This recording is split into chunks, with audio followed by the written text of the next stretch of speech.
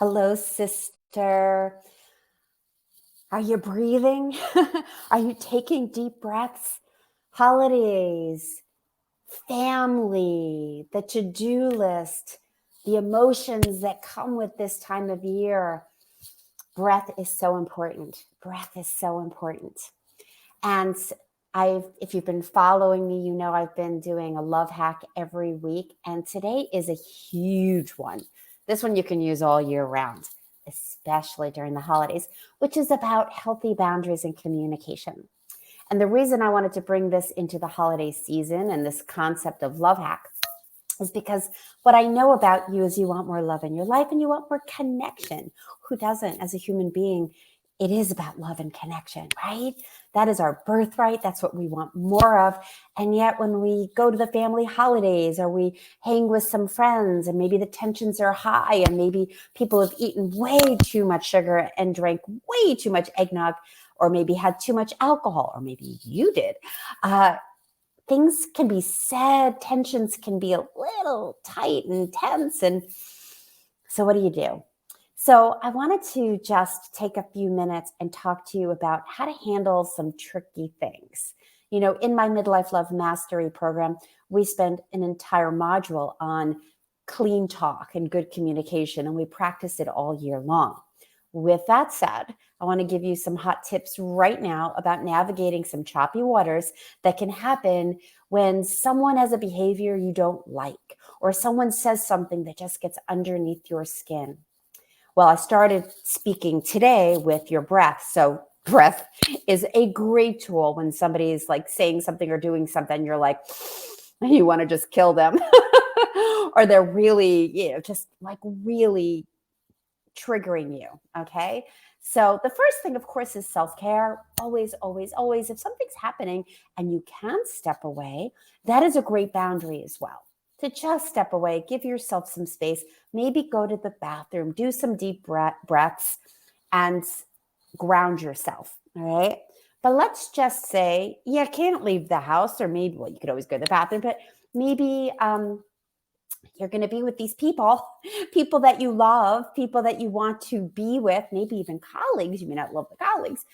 How do you handle situations that can feel really controversial? Not controversial, conflicting, confronting. That's the word, confronting. So what do you do when you're feeling confronted and then you're feeling triggered? So the first thing is to remember people are going to be the way they are and you can't change them. I know. That's a hard one because sometimes it's like, dang, like what the fuck is wrong with you? Why would you say something like that? Why aren't you being more conscious of what you're saying and how you're saying it? And yet not everybody has the skill set. And if they've had some alcohol and they're not, or they're going through a lot themselves, and maybe you don't even know what someone's going through, they might not be acting in the way that you want them to be acting. Their behavior may not be optimal. And so the first thing is to not react if you can, because at the end of the day, there is a space between their behavior and your reaction. And if you can capture that moment and take a breath and realize that's them, this is you, you will have choice. And if you have choice and you take a breath and you ground yourself, your reaction to them, what you say to them, can be very different than they say something or do something and you get triggered and you react. So the first thing is to try to find that space between what's happening and what's going on inside of you, and be mindful of what's going on inside of you. And remember that you are going to have your reaction and your perceptions and all of your history with you, just like they have all their history with them. So what do? Let them be them and you be you. And then the healthy boundary part is don't let something happen to you or allow someone to treat you in a way that is not okay with you. It is totally okay. And I encourage you to say, hey, that needs to stop. I don't want to be treated like this. Now, there's ways to do this. There's like I said, there's a thing that I teach called clean talk. We wouldn't necessarily say, stop treating me like this.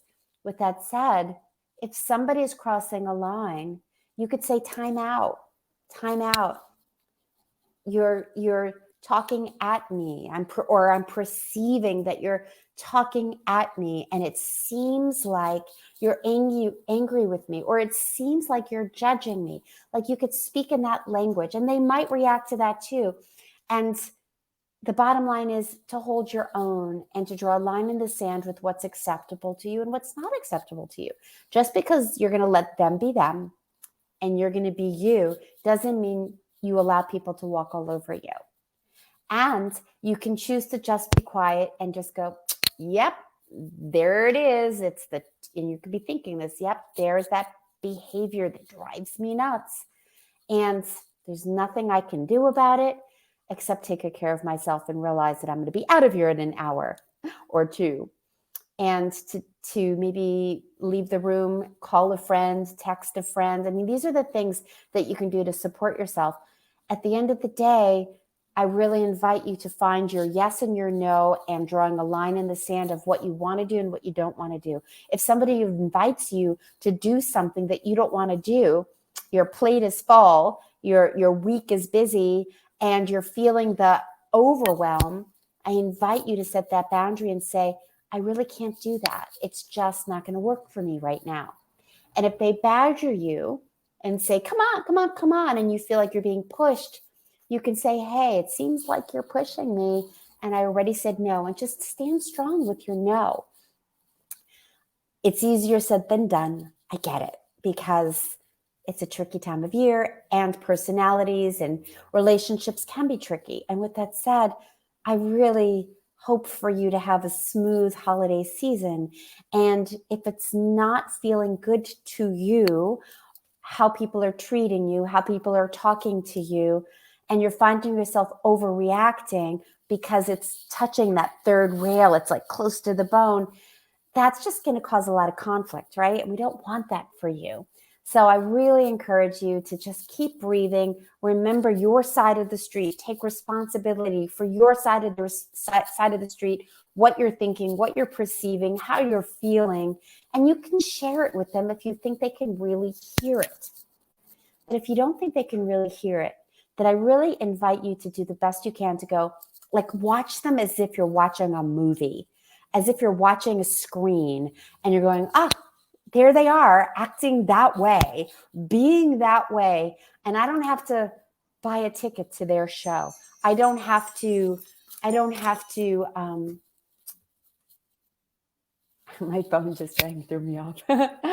I don't have to go for the ride with their drama. If you choose to buy the ticket to the ride of the drama, well, then you're on the ride and you have a choice to get off of it at any time. Let's just say you find yourself in the drama, in the conversation that you don't want to be, and you're, clashing, and you go, oh shit, I'm in this drama. You could say, I'm going to take a time out. I'm feeling like there's a lot of tension between us, and I don't want that. And I certainly don't want that for me. I'm working on my nervous system. I'm working on my health and wellness. And I want that for you too. I really want peace. How can we have peace here? Do we need to take a time out? Can we change topics? That's another thing you can do, is change the topic. So if somebody says to you, the infamous, oh, you're still single. Are you dating? And you don't want to go there. Maybe it's a sensitive topic. You could say something like, thanks for asking. It's a topic I'd rather not talk about right now. How are your kids? Or, how's work? Or what are you up to these days? Set the boundary by maneuvering it in a way that you turn it around and kind of put it back on them. And that's another strategy as well. So remember, you don't have to buy a ticket to somebody's drama show. If you find yourself on the ride of drama and conflict, you could get off that ride at any point and say, I'm feeling some tension here, and this is the holiday season, and I want just peace and happiness for you and for me. How can we change this? Or just change the topic. So I invite you to be you. Be you. Be honest with yourself. Take really good care of yourself, and don't jump through other people's hoops just because you think it'll keep the peace.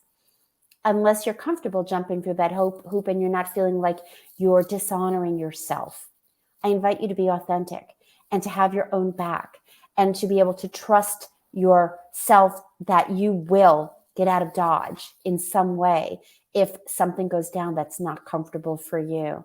I invite you to work that muscle of deep self-care during the holiday season so that if something does come up and throws you off a little bit, that you don't act in ways that aren't true to you, that you regret, that you look back and go, wow, I just let them walk all over me to keep the peace. And with that said, I know things can be a little tricky during the holidays. So I just wanted to send you big, big love.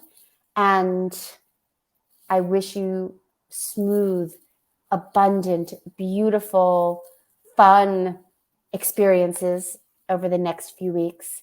And self-care, taking great self-care can really set you up for having so much love during the holidays, as well as building that muscle of self-care and valuing yourself while you're calling in your partner.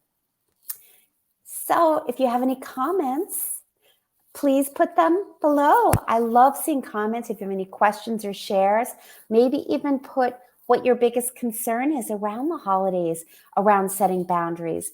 Put some comments below or any questions. I promise to comment back, send you some love. And I just wish you much, much peace during these next few weeks. Mwah.